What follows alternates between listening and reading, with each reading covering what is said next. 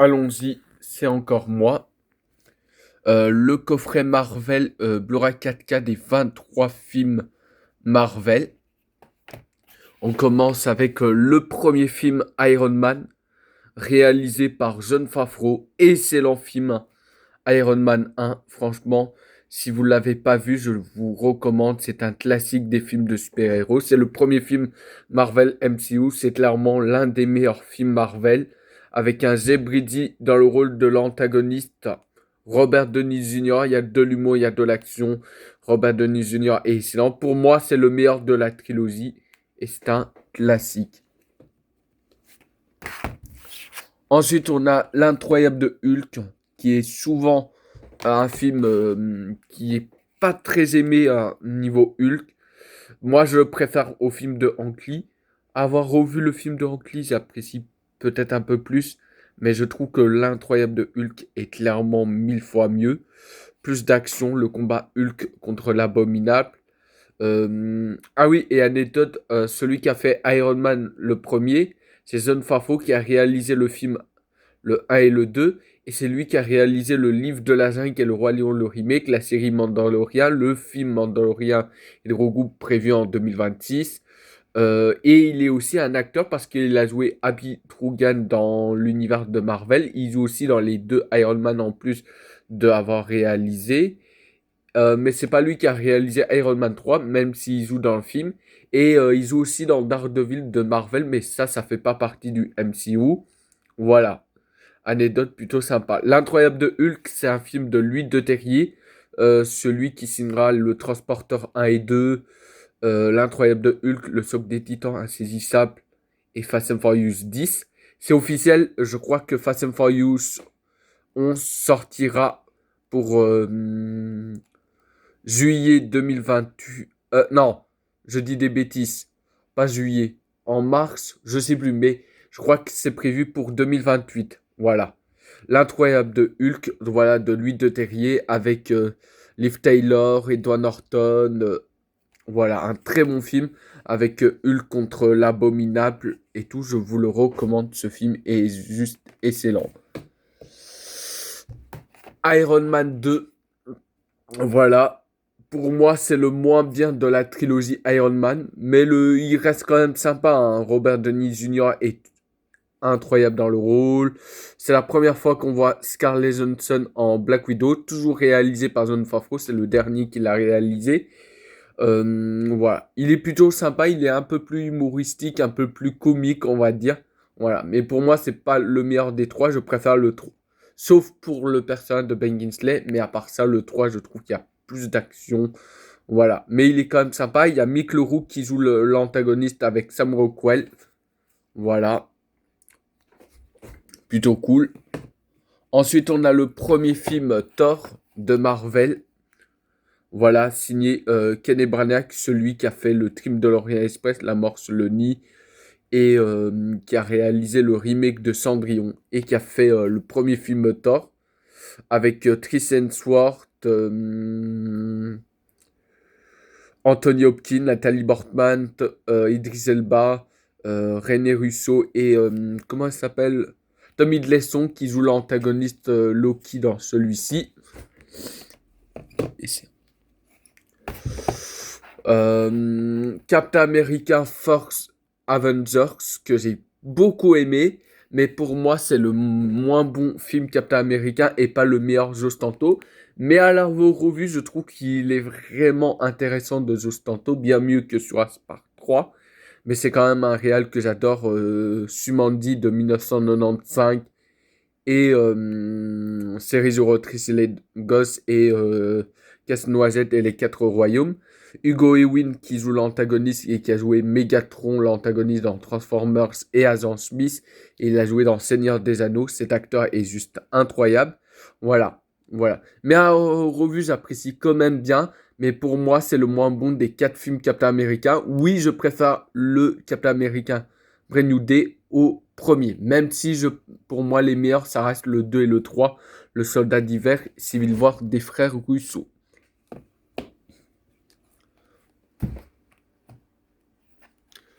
Et il y a Tommy Lee Jones qui joue dans ce film. Ensuite, on a Avengers premier du nom, voilà. Signé Joss Whedon, le réalisateur de Buffy les vampires, Angel et la version cinéma de Justice League, et qui a signé les deux premiers films Avengers avec Robert Downey Jr., Chris Evans, Chris Hemsworth, Scarlett Johansson, Jeremy Renner, Samuel Jackson, Stellan Skarsgård, bourré d'acteurs, et c'est Tommy Hiddleston qui joue l'antagoniste Loki, voilà, qui revient antagoniste comme dans Thor, même si on sait qu'il a été manipulé bien sûr, mais voilà. Mais dans celui-ci, c'est lui l'antagoniste. Ensuite, il y a Iron Man, le troisième, sorti en 2013, voilà, que j'ai franchement beaucoup aimé, c'est quasiment le meilleur, même si je préfère le 1, voilà, mais j'ai beaucoup aimé la destruction de tout Star, les effets spéciaux, le combat final est franchement cool. Le seul défaut du film, et ça je suis d'accord, je peux comprendre pour certains, il y en a qui l'aiment pas, c'est Ben Kingsley, voilà. Et par contre, je viens de voir la série Wonder Man, Ben Kingsley fait son retour et il est plus intéressant, son retour, que dans Iron Man 3 où il était vraiment plat. Là, j'ai trouvé bien plus cool. Et il faudra que je vois aussi parce que c'est sorti avant et c'est du même réalisateur que Wonder Man et il apparaît déjà aussi son retour dans Shang-Chi et que j'ai pas encore vu. Donc voilà, et Iron Man 3 c'est réalisé par Sam Black. Sam Black c'est le réalisateur. C'est le réal. C'est le réal de Predator 4 en 2018. Il a joué dans le premier Predator aussi. Il s'est occupé du scénario de L'Arme Fatale, le dernier Samaritain, Kiss Kiss Bang Bang, The Nice Guy. Il a fait un film dernièrement avec Marco Wahlberg. Donc voilà, Sam Black, comme ça vous savez c'est qui. Ensuite, Thor 2, Le Monde des Ténèbres. Bon voilà, c'est pas le meilleur film Thor, mais je l'ai pu trouver sympa. Mais c'est vrai qu'en repensant, je crois que c'est le moins bon. C'est le plus faible des quatre. Voilà. Oui, je préfère le 4 à celui-ci. Voilà. Chris Hemsworth. Voilà. Mais il y a un peu d'humour dans le film qui est plutôt sympa. L'antagoniste qui joue l'antagoniste Ténèbres, je sais plus, je sais pas c'est qui l'acteur, je sais même pas si c'est inconnu. Voilà. Ensuite, Captain America, Soldat d'hiver avec le retour de Bucky incarné par Sébastien Stan, réalisé par les frères Russo, Anthony Russo, George Russo, leur premier film. Chris Evans, Scarlett Johansson, Anthony Mackie, voilà, Robert Redford qui joue l'antagoniste du film, Samuel Jackson, il y a aussi Frank Grillo, voilà, un super casting. Voilà, pour moi, celui-ci, niveau action, espionnage, rebondissement, suspense, voilà. Pour moi, c'est peut-être le meilleur Captain America du jour qu'on n'a pas fait aussi mieux. Voilà, pour moi, il est toujours incroyable ce film. Voilà. Et vraiment triste pour Robert Redford. Ah, et anecdote, Robert Redford et Scarlett Johansson ont déjà joué dans un film avant celui-ci, dans L'homme muret sans se vaut, où Robert Redford a réalisé et dans le film. Et c'était dans ce film qui signera la carrière de Scarlett Johansson. Et quand Robert Redford il est mort, Scarlett Johansson il a même dit que si Robert Redford m'avait pas mis dans le film L'homme muret sans se vaut, j'aurais jamais eu une carrière intéressante. Voilà. Les Gardiens de la Galaxie, le premier avec Vin Diesel, Bradley Cooper, Chris Pratt, Cara Delevingne, on a Dave Bautista, on a Zoé Saldana, voilà. Super film, comédie absurde, voilà, Les Gardiens Galaxie, l'un des films les plus fun, les plus déjantés. Les musiques sont incroyables, des persos incroyables. Voilà, c'est vraiment, voilà. Je vais pas trop vous en dire, mais c'est voilà, c'est des classiques, hein. Voilà, James Gunn, le réalisateur des Gardiens Galaxy 1, 2 et 3, le spécial Noël, Suicide Squad, Superman en 2025, producteur de Scooby-Doo 1 et 2, et prochainement Superman Man of Tomorrow en 2027. Voilà, très très bon. Ensuite, Avengers, l'ère d'Ultron, voilà, que j'ai beaucoup aimé aussi. Voilà, deuxième volet de Avengers. J'ai trouvé un peu mieux que le 1. J'ai trouvé plus d'humour que dans celui-ci. Et d'action plutôt sympa. Il y a un James Barder qui est plutôt très bon en Ultron. Il rajoute un certain charme, humour assez cool. Donc voilà, ça reste un bon petit film. Le Avenger, l'ère d'Ultron. Voilà. Voilà, il y a Elizabeth Olsen qui rejoint, Paul Bettany en fusion et Aaron Taylor Johnson. Voilà, qui jouera un autre personnage Marvel, Travel le Chasseur. Ensuite, le premier film Ant-Man, voilà, sorti en 2015. J'ai pas vu le 3 visuellement, voilà, vu les critiques, je pense que je vais quand même kiffer juste pour Gank le concurrent.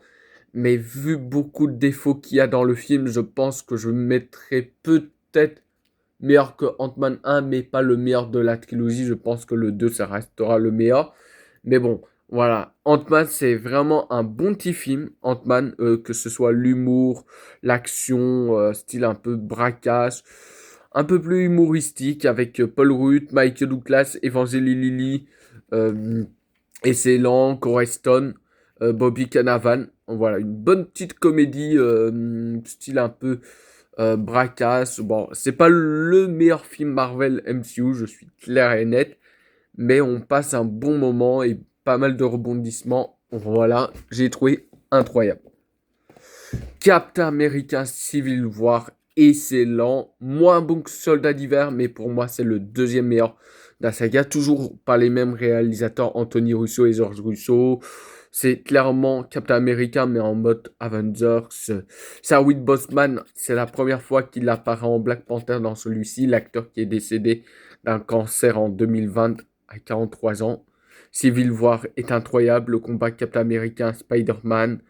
Euh, voilà, excellent, action et tout. Il y a Spider-Man qui apparaît dans ce film. Alors, bien sûr, quand il y a Spider-Man, je suis obligé. Je l'ai vu au cinéma, celui-ci. Voilà, en 2016. Le premier film, Doctor Strange. Voilà, signé Scott Derrickson avec Benedict Cumberbatch qui est vraiment très très bon. Doctor Strange que j'ai en pensé, vraiment excellent. Les effets spéciaux sont vraiment très très bien. Benedict Cumberbatch est vraiment très cool. Il y a juste peut-être parfois de temps en temps quelques petits trucs, voilà. Mais franchement, c'est c'est incroyable les effets spéciaux et tout. Benedict Cumberbatch est excellent, mais je préfère de très loin sa suite de signer Sam Raimi au lieu de Scott Derrickson, mais il est quand même pas mal. Les Gardiens Galaxy, toujours réalisé par James Gunn, encore plus ouf que le premier film.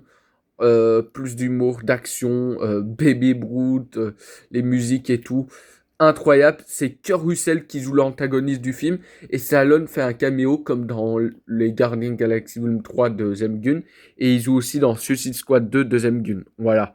Et Stallone et Kurt Russell se retrouvent des années après leur ancien film des années 90, Tango et Casse. Voilà. De voilà. Et Kurt Russell qui joue l'antagoniste, il rajoute quand même quelque chose. J'ai trouvé encore meilleur que le 1, encore plus fun, plus barré, absurde, vraiment une super équipe complètement barrée, mais vraiment excellent. Les Gardiens de Galaxy Volume 2.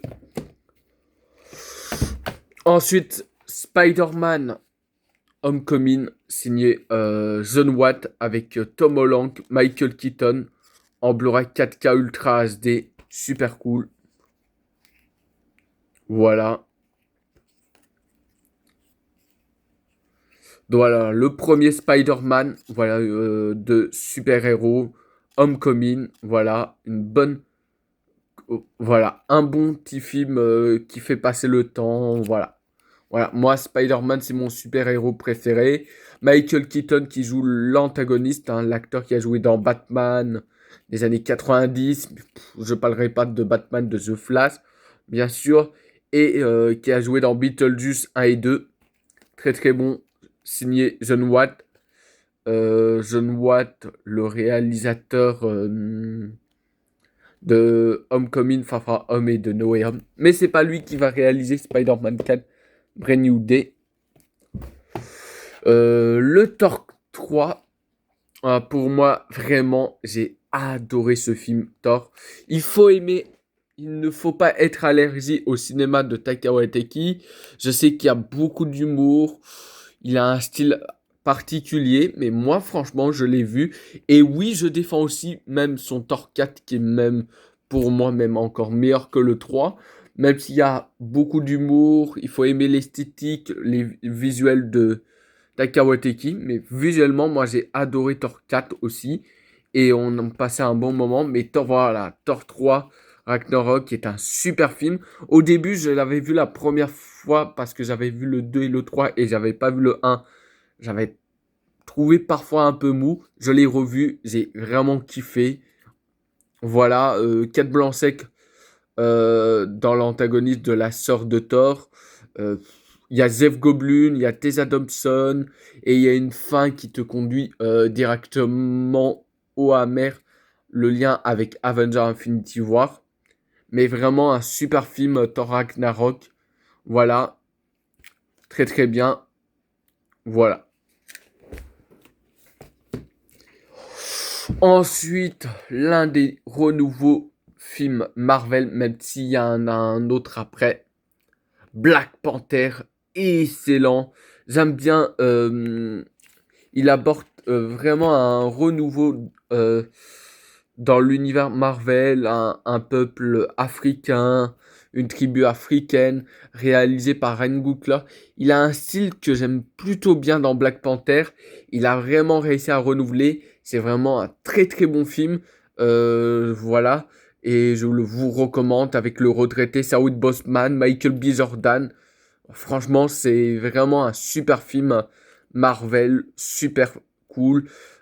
Niveau action et tout, la culture, un nouveau peuple, une nouvelle découverte, un renouveau dans le MCU. Et c'est vraiment ça qu'on voulait. Et il a vraiment, Ryan Coogler a un style vraiment intéressant. Et Black Panther, c'est vraiment un super film Marvel MCU. Voilà.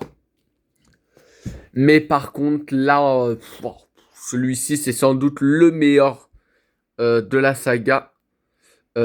C'est Avengers Infinity War de Anthony Russo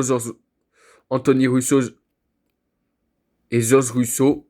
C'est Josh Brolin qui joue le rôle de Thanos. Incroyable ce film. Il y a les Gardiens Galaxy qui apparaissent dans cette équipe. Il y a du Black Panther, il y a du Avengers. Il y a beaucoup. Incroyable. Thanos qui tabasse Hulk.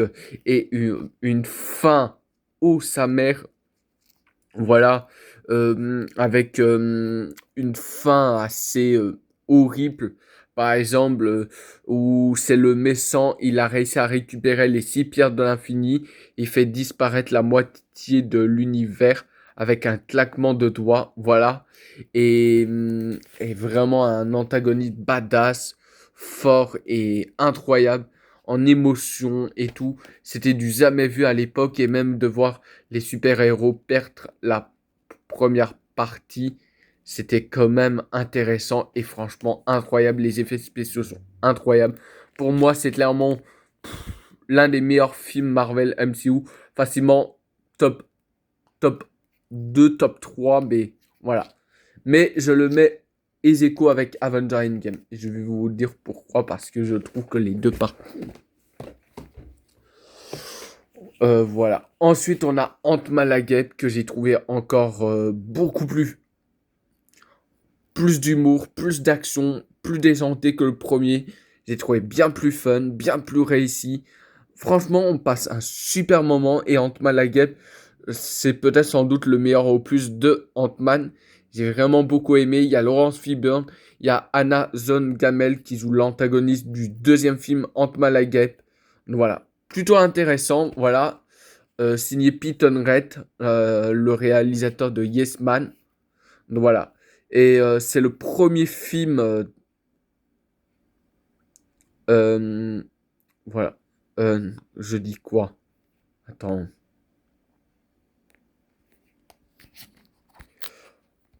Ah oui, et Michel Fleur apparaît dans ce film. Voilà, super cool. Voilà, pour moi, c'est le meilleur opus de la saga.